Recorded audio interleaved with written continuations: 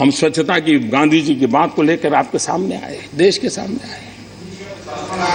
इतनी सरकारें आई, इतने संसद चले सत्र, क्या कभी संसद में स्वच्छता विषय पर चर्चा तक हुई है? और इसलिए पहली बार ये सरकार आने के बाद, और इसलिए क्या स्वच्छता को भी हम राजनीति के एजेंडा का हिस्सा बनाएंगे? आप में से कौन है जो गंदगी में जीना चाहता है? आपके इलाके में कौन है जो गंदगी चाहता है? आप भी नहीं चाहते हैं, यहां वाले भी नहीं चाहते हैं, यहां वाले भी नहीं चाहते हैं, कोई नहीं चाहता।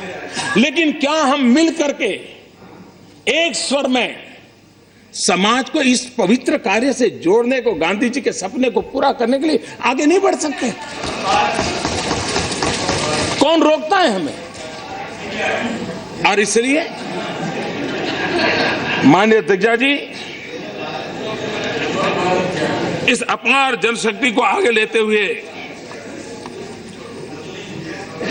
इस बार एक चर्चा, अब ये तो सही है कि जब राष्ट्रपति जी का उद्बोधन पर चर्चा होती है और बजट भी आया होता है तो बजट की बातें भी आ जाती हैं और राष्ट्रपति जी के उद्बोधन की भी बातें आ जाती हैं।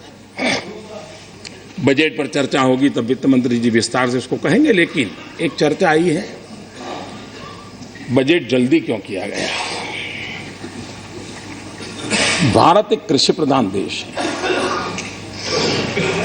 हमारा पूरा आर्थिक कारोबार कृषि पर आधारित है और ज्यादातर कृषि की स्थिति दिवाली तक पता चल जाती है। हमारे देश की एक कठिनाई है कि हम अंग्रेजों विरासत छोड़कर के आए उसको लेकर के चल रहे हैं। हम मई में करीब करीब बजट की प्रक्रिया को से पार निकलते हैं और 1 जून के बाद हिंदुस्तान में बारिश आना शुरू हो जाता है। 3 महीने तक बजट का उपयोग होना असंभव हो जाता है।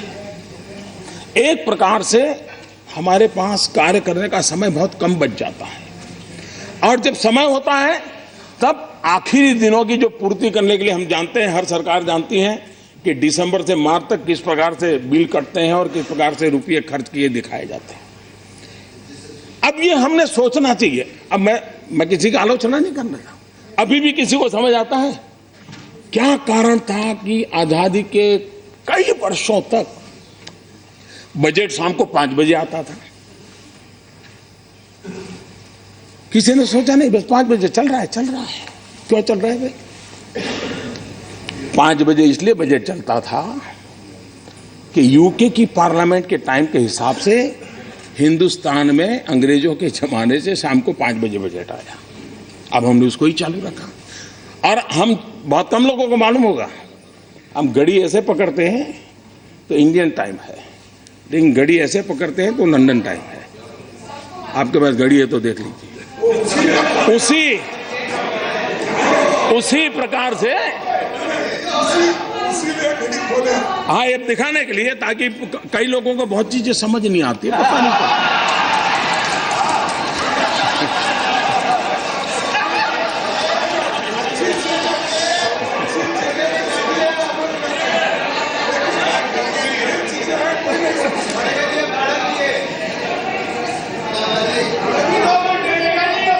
अब अटल जी की सरकार आई तब समय बदला गया।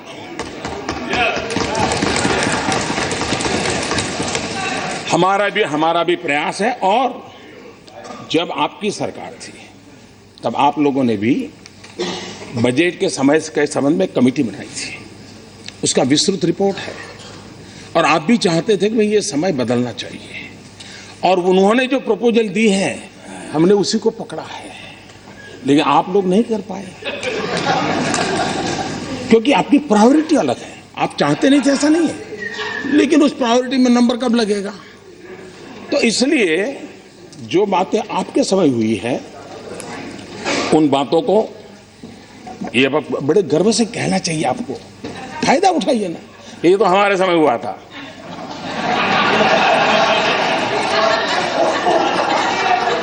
अब ये भी आप भूल जाते हैं, चलो मैंने याद दिला दिया, आप इसका भी लाभ लीजिए।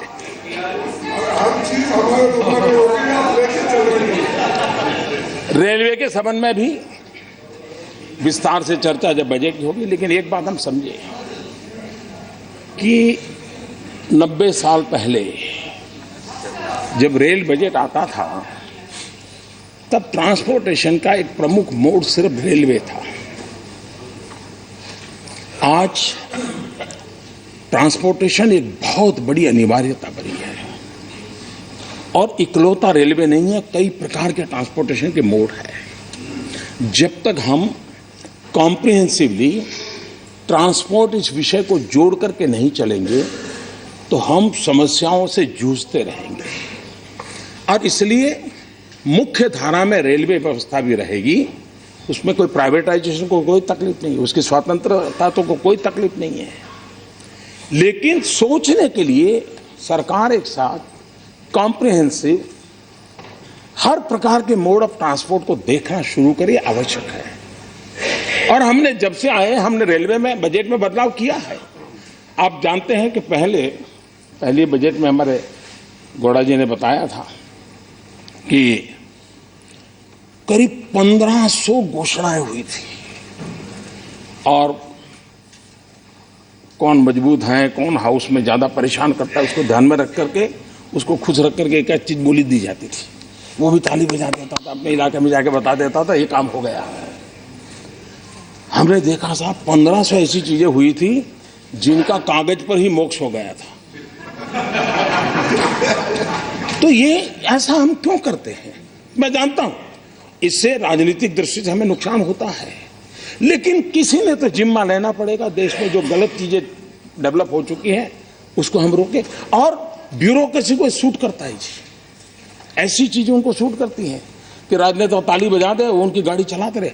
मुझे नहीं चलानी है जी। देश के सामान्य मानवी की आशा आकांक्षाओं के लिए फैसले लेने हैं, अच्छे फैसले लेने का प्रयास है, अच्छी तरह करने का प्रयास है। और इसलिए हम उस दिशा में आगे बढ़ रहे हैं, हम इसको काम को कर रहे हैं। एक विषय नोटबंदी का आया। पहले दिन से ये सरकार कह रही है हम नोटबंदी पर चर्चा करने के लिए तैयार है, लेकिन आप लोगों को लगता था कि टीवी पर कतार देखते हैं तो कल कभी न कभी कुछ हो जाएगा, फिर देखेंगे।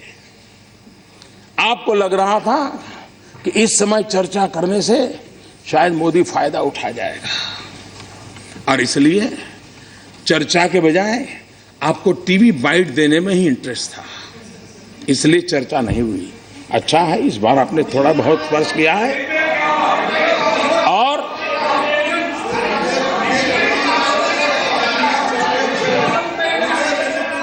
nothing, only Prime Minister statement, nothing. 20 days बर्बाद किया आपने सदन को। कितना बड़ा बदलाव आया है,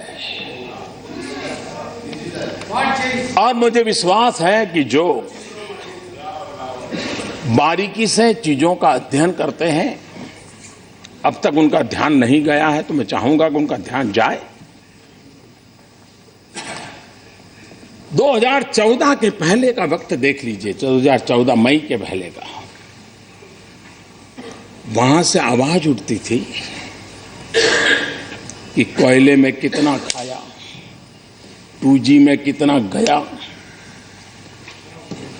जल करप्शन में कितना गया, वायु करप्शन में कितना गया, आसमान के करप्शन में कितना गया, कितने लाख गए, यही वहां से आवाज आती थी। कि मेरे लिए कितनी खुशी की खबर है कि जब वहां से आवाज आती थी मोदी जी कितना लाए, कितना लाए, कितना लाए, तब आवाज उठती थी कितना गया, अब आवाज उठ रही कितना लाए। इससे बड़ा जीवन का संतोष क्या हो सकता है? इससे बड़ा जीवन का, यही तो सही कदम है, यही तो सही कदम है। दूसरा, हमारे खड़गे जी ने कहा कि काला धन हीरे जवाहरात में है, सोने में है, चांदी में है, प्रॉपर्टी में है। मैं आपकी बात से सहमत हूं, लेकिन ये सदन जानना चाहता है ये ज्ञान आपको कब हुआ?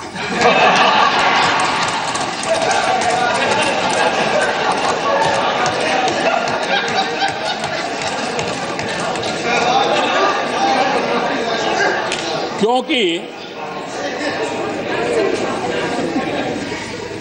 इस बात का कोई इनकार नहीं कर सकता है कि भ्रष्टाचार का प्रारंभ नगद से होता है।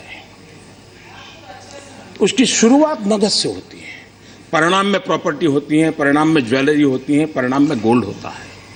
शुरुआत नगद से होती है। दूसरा, आपको मालूम है कि यही बुराइयों के केंद्र में है।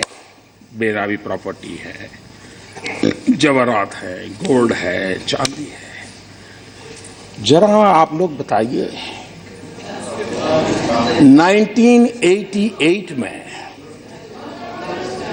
जब सम्मान राजीव गांधी देश के प्रधानमंत्री थे, पंडित नेहरू से भी ज्यादा बहुमत इस सदन में आपके पास था, दोनों सदन में आपके पास था। पंचायत से पार्लियामेंट तक सब कुछ आपके कब्जे में था। आप ही आप थे, कोई नहीं था। 1988 में आपने बेनामी संपत्ति का कानून बनाया। आपको जो ज्ञान आज हुआ है, क्या कारण था कि 26 साल तक उस कानून को नोटिफाई नहीं किया गया? क्या कारण था उसको दबाव कर? अगर उस समय नोटिफाई किया होता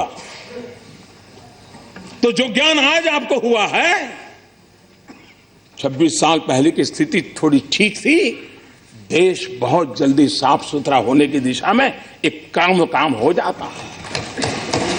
वो कौन लोग थे जिनको कानून बनने के बाद ज्ञान हुआ कि अब कानून दबाने में फायदा है?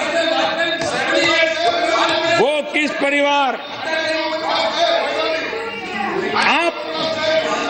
आप इससे बच नहीं सकते।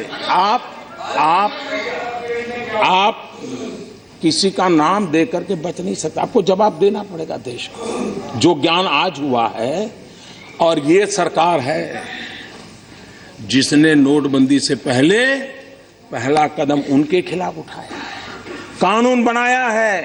और मैं आज इस सदन के माध्यम से भी देशवासियों को कहना चाहता हूं, आप कितने ही बड़े क्यों न हो, गरीब के हक का आपको लौटाना पड़ेगा।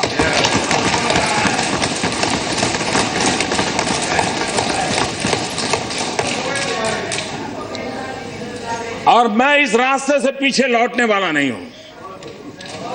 मैं गरीबों के लिए लड़ाई लड़ रहा हूं और गरीबों के लिए लड़ाई लड़ता रहूंगा। इस देश के गरीबी के मूल में, इस देश में गरीबी के मूल में देश के पास प्राकृतिक संपदा की कमी नहीं थी, देश के पास मानव संसाधनों की कमी नहीं थी, लेकिन देश में एक ऐसा वर्ग पनपा जिन्होंने लोगों के हक लूटते रहे। उसी का नतीजा है कि देश जिस ऊंचाई पर पहुंचना चाहिए था नहीं पहुंच पाया। आप कहते हैं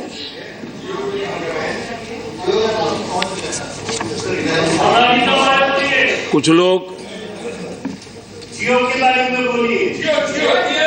उसकी जिनकी एजेंसी होगी वो बोलेंगे।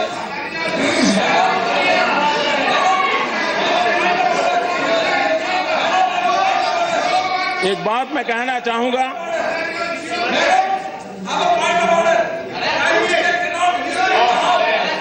और क्या है? You cannot be disturbing the house like this. Please take your seat. No, you cannot be disturbing like this. Nothing is wrong. चिंता मत। हम ये जानते हैं कि अर्थव्यवस्था तो बैठ जाइए भाई। Nothing is going on record. Please. इस बात का कोई इनकार नहीं कर सकता है, मत गला एक समांतर अर्थव्यवस्था डेवलप हुई थी। और ऐसा नहीं है, ये काम भी आपके संज्ञान में भी पहले भी आया था। ये विषय आप ही की सरकार की, आप ही की कमेटियों ने भी आपको सुझाया था। जब इंदिरा जी राज करती थी तब यशवंतराव जी चौहान ये विषय लेकर के उनके पास गए थे और तब जाकर के उन्होंने कहा था कि क्यों भाई कांग्रेस को चुनाव नहीं लड़ने का। आपको निर्णय गलत नहीं था, चुनाव का डर था। हमें चुनाव की चिंता नहीं है, देश की चिंता है, इसलिए हम निर्णय किए।